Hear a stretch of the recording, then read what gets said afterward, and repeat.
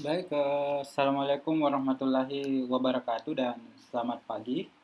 Eh, kita lanjutkan kuliahnya.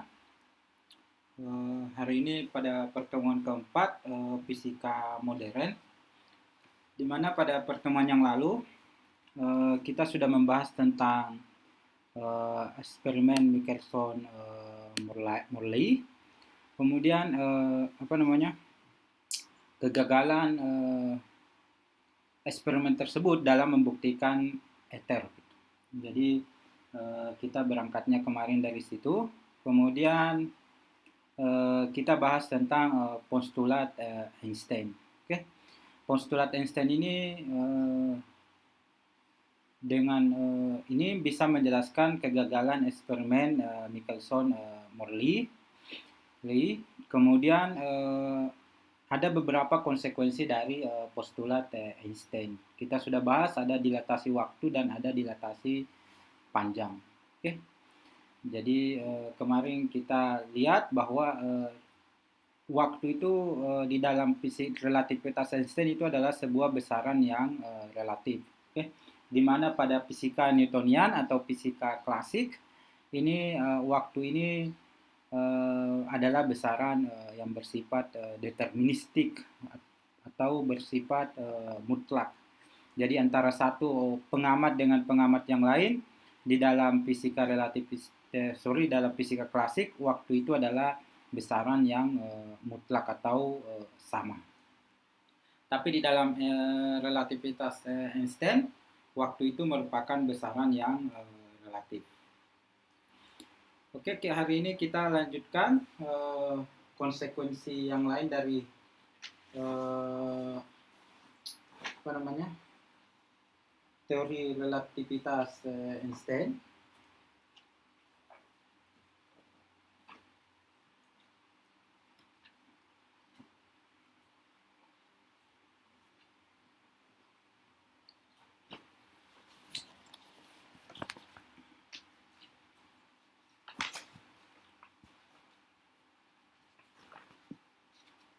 Yaitu efek Doppler relativistik.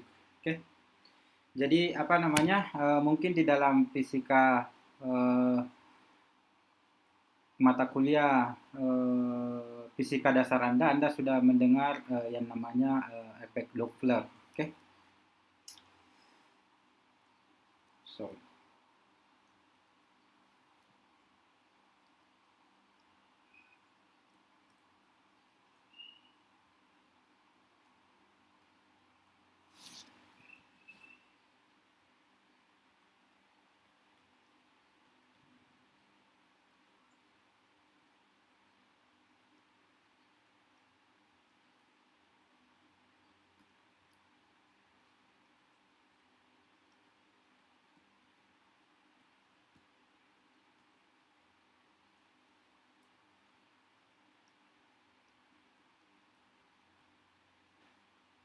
Jadi pembahasan kita hari ini adalah efek Doppler relativistik.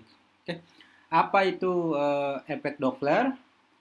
Misal seperti ini, ada ini seorang pengamat, misalnya Anda berdiam ini P, kemudian ini misal mobil ambulans ini mengeluarkan bunyi sirine. Oke. Nah, kalau misalnya ini mengeluarkan bunyi dengan frekuensi F misalnya, ini S sumber bunyi, maka frekuensi kalau misalnya salah satunya bergerak P atau S bergerak, maka dia akan mendengar frekuensi yang berbeda dengan frekuensi sumber. Oke. Jadi kalau misalnya Anda berdiri di pinggir jalan, kalau ambulans itu mendekati Anda, maka frekuensinya akan semakin besar. Oke, kalau dia menjauhi Anda, frekuensi ambulans itu akan mengecil. Oke, itu disebut dengan efek Doppler. Oke, jadi perbedaan frekuensi sumber dengan pengamat karena sumber dan pengamat itu bergerak. Oke. Nah, di dalam fisika klasik, ini relativis dalam fisika klasik, ini diberikan F aksen, ini yang didengar oleh pengamat.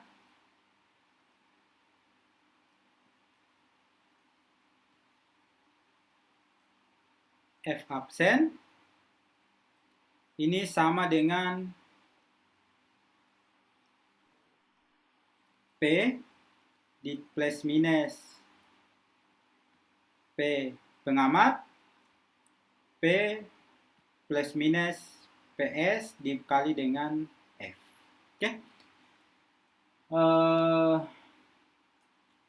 Terus bagaimana cara menentukan plus dan minusnya P dengan S? Ini Anda bisa seperti ini, misal di sini P, jadi yang penting P duluan, P, kemudian di sini S. Oke. Kalau P bergerak mendekati sumber, berarti dia bergerak ke kanan, PP ini positif. Oke, ini PP positif. Kalau dia bergerak menjauhi sumber, PP-nya negatif. Oke, jadi kalau bergerak ke kiri dia negatif. Pokoknya kalau dia menjauhi sumber, dia negatif. Kalau sumber mendekati pengamat, maka PS-nya negatif. Kalau dia menjauhi pengamat, PS-nya positif. Oke, seperti itu cara menentukannya. Nah, misal sirine ini kita lihat dulu contoh yang relatif yang dalam fisika klasik. Misal F, sirine mobil ambulans ini F misal 1000 Hz. Misal 1000 Hz. Nah, kita lihat jika sumber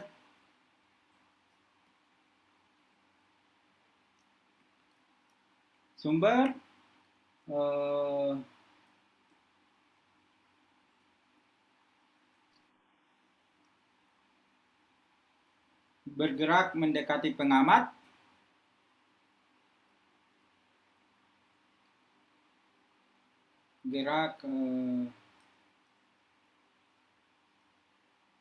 mendekati pengamat,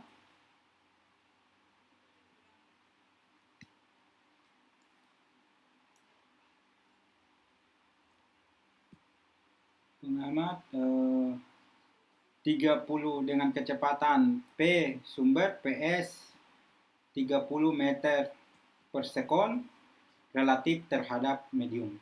Oke.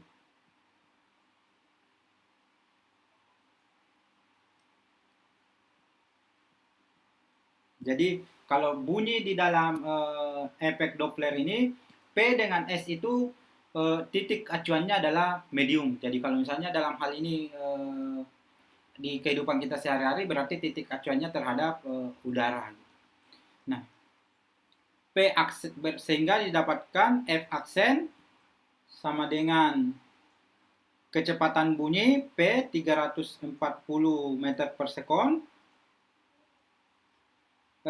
PP-nya sama dengan 0. Nah, sekarang 340 P sumber mendekati pengamat. Oke, sumber mendekati pengamat. Coba perhatikan, sumber mendekati pengamat berarti dia bergerak ke sini. Berarti dia negatif. Oke. Jadi di sini negatif minus 30 dikali 1000. Ini kalau Anda selesaikan Anda dapat 1097 Hz. Oke. Jadi di sini dapat dilihat bahwa frekuensinya membesar. Jadi kalau sumber mendekati Anda, frekuensinya akan membesar. Oke. Nah, contoh yang lain, misal lagi yang lain, ini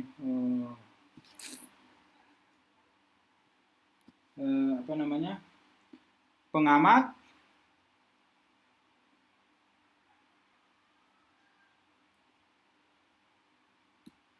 pengamat bergerak mendekati sumber diam.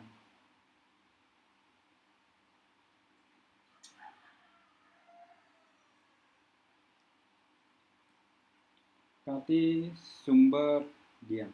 Oke. Sumber diam berarti PS-nya sama dengan 0. Pengamat bergerak mendekati sumber, berarti pengamat mendekati sumber tadi di sini, yang ini berarti PP-nya positif.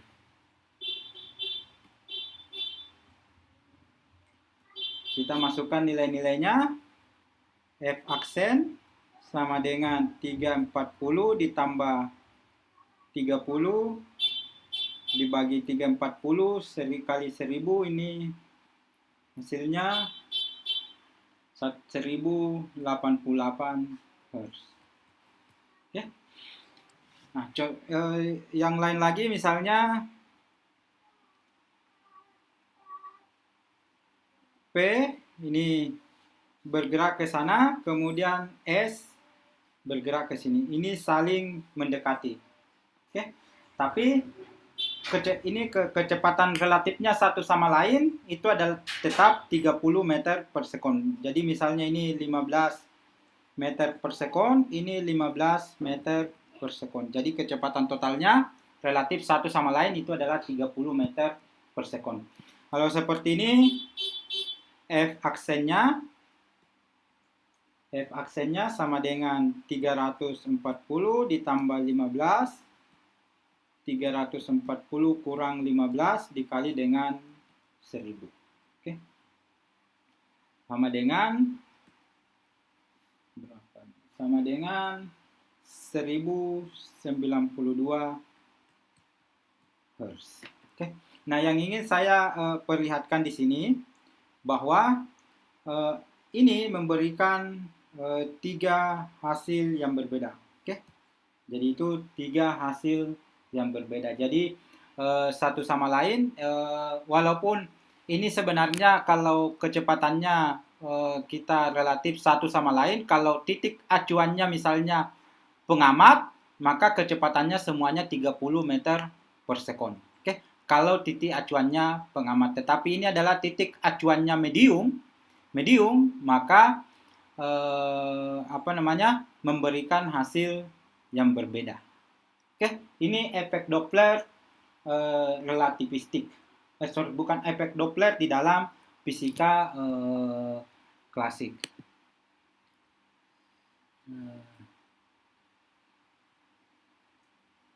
Terus kita kemarin sudah belajar bagaimana kalau misalnya kita efek Doppler untuk gelombang cahaya. Oke. Sekarang karena bunyi itu bergerak jauh lebih, kecepatannya jauh lebih kecil daripada kecepatan cahaya, maka yang efek Doppler klasik ini masih bisa kita gunakan. Kalau misalnya cahaya kemarin menurut hipotesisnya Einstein tidak ada medium, oke? No medium. Kita kemarin sudah bahas bahwa ternyata ether ini bisa kita buang gitu. Oke. Kemudian cahaya juga. Cahaya itu mempunyai kecepatan yang sama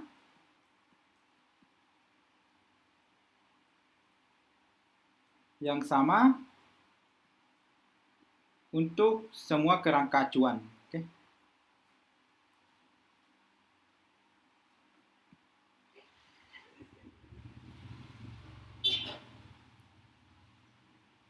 Oke, ini cahaya. Oke. Sehingga efek Doppler yang fisika klasik ini harus kita turunkan ulang untuk kecepatan cahaya. Oke.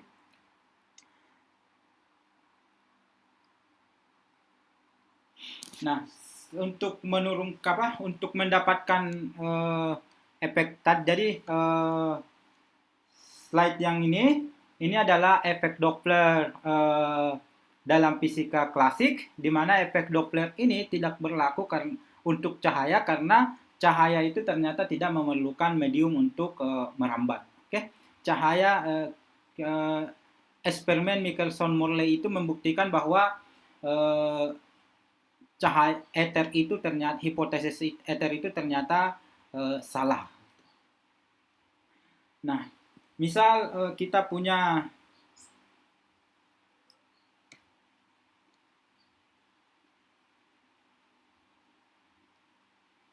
sumber diam,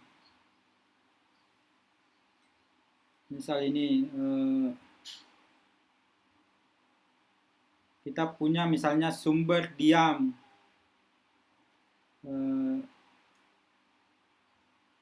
terhadap pengamat O, di mana dan pengamat O aksen ini bergerak dengan kecepatan U.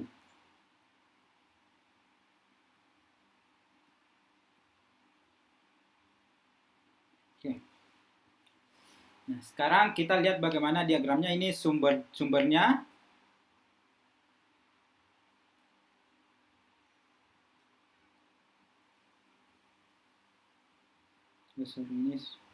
Ini O, kemudian ini sini ada O aksen. Oke.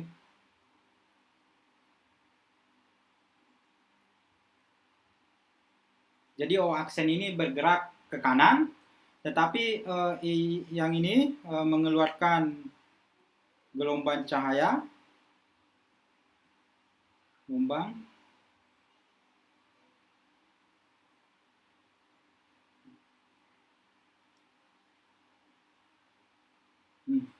Nah, menurut pengamat O, coba perhatikan, kalau O bergerak ke sana, maka menurut pengamat O aksen, si O ini bergerak ke sini.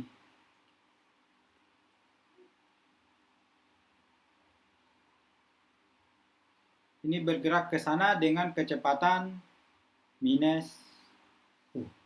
Jadi kalau menurut O aksen, O itu bergerak ke kiri dengan kecepatan minus U. Oke? Jadi kalau misalnya Anda diam di pinggir jalan, kemudian ada mobil yang melewati Anda, menurut pengamat yang di mobil, Anda itu akan bergerak ke kiri. Jadi kalau misalnya Anda di pinggir jalan seperti ini, kemudian ada mobil di sini. Nah, menurut pengamat yang ada di mobil ini, Anda itu bergerak ke sini dengan kecepatan U, minus U. Menurut Anda mobil ini, kerangka referensi Anda, mobil ini bergerak ke sana dengan kecepatan U. Oke. Sama halnya dengan yang ada di sini. Jadi menurut O aksen, O itu bergerak ke kiri dengan kecepatan U.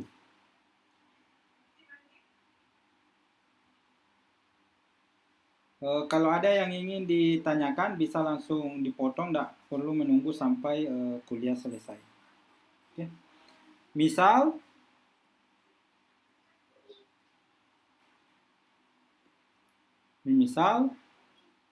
O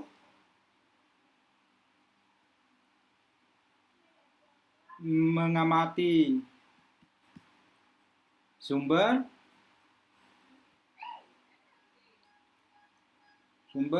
menghasilkan N gelombang. Oke. Sumber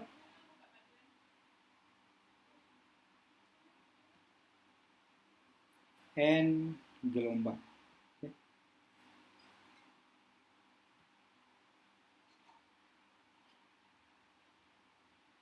Pada frekuensi F. Nah, kita kemarin sudah bahas kalau pengamat itu bergerak bersama dengan sumber atau sumber atau diam terhadap kejadian tersebut, maka ini adalah mengukur proper time.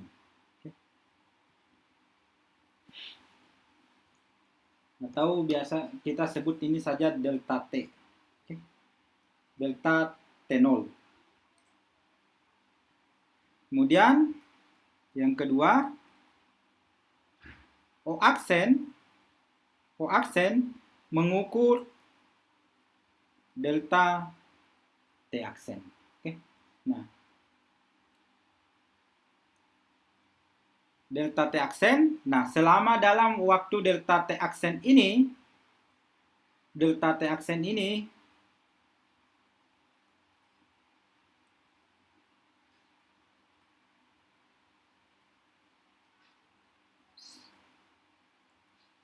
U telah bergerak ke kiri ini dengan kecepatan U kali delta T aksen. Oke.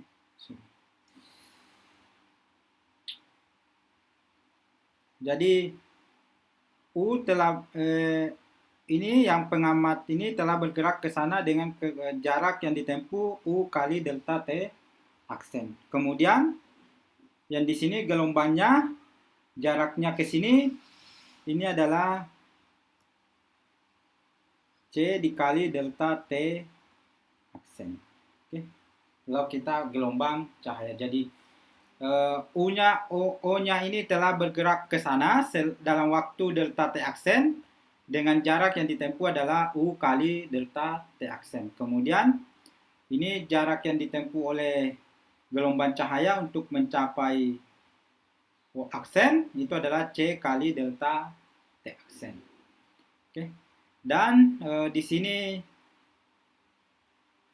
ada terdapat N gelombang.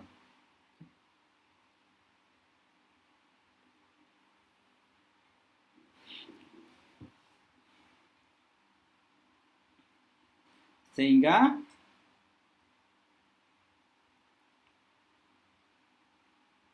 ini Anda tahu ini namanya lambda. Lambda itu adalah panjang gelombang. Lambda absen ini adalah panjang gelombang berdasarkan O aksen.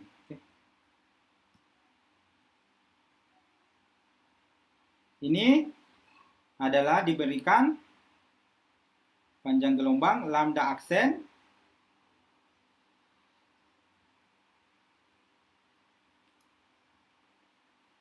jadi lambda aksen itu panjangnya sebuah lintasan dibagi dengan banyaknya N. Oke. Jadi dalam hal ini yaitu ini dan berapa gelombang yang terbentuk. Oke. Sama kalau misalnya Anda punya gelombang seperti ini.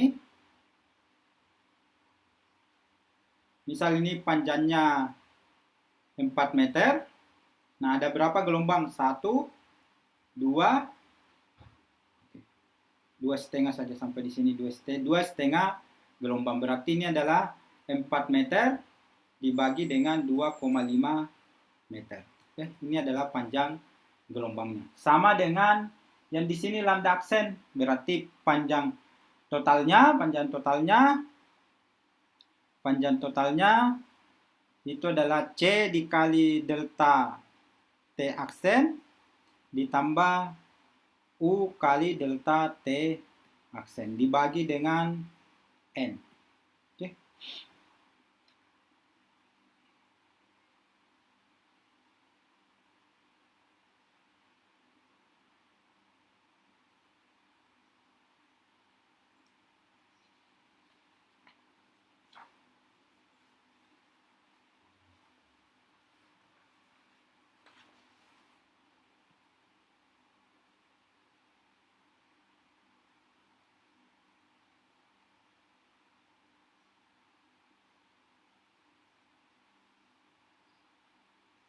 Nah, N ini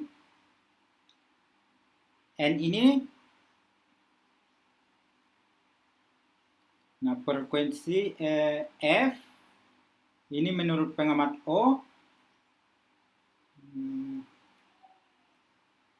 N dikali dengan delta T0. Oke.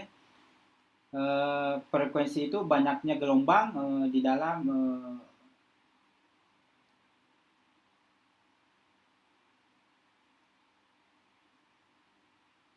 sehingga jadi frekuensi itu banyaknya gelombang di dalam setiap satuan waktu begitu. Jadi itu frekuensi. Sehingga kita dapatkan N sama dengan F dikali delta T0. Oke, ini kita ganti di sini. C dikali delta T aksen ditambah U dikali delta T aksen dibagi dengan F delta T0.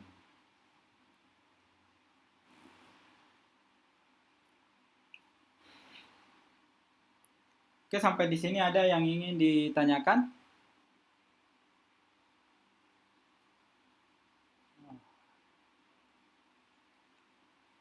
Kalau tidak ada, sekarang kita rehat dulu 5 menit sambil lihat kembali catatannya. Kalau ada yang ingin ditanyakan, bergabung lagi kembali 8.10. Oke, kita lanjutkan kuliahnya 15 sampai 20 menit lagi. Oke, saya tutup dulu yang ini. Bergabung kembali 8.10 ya.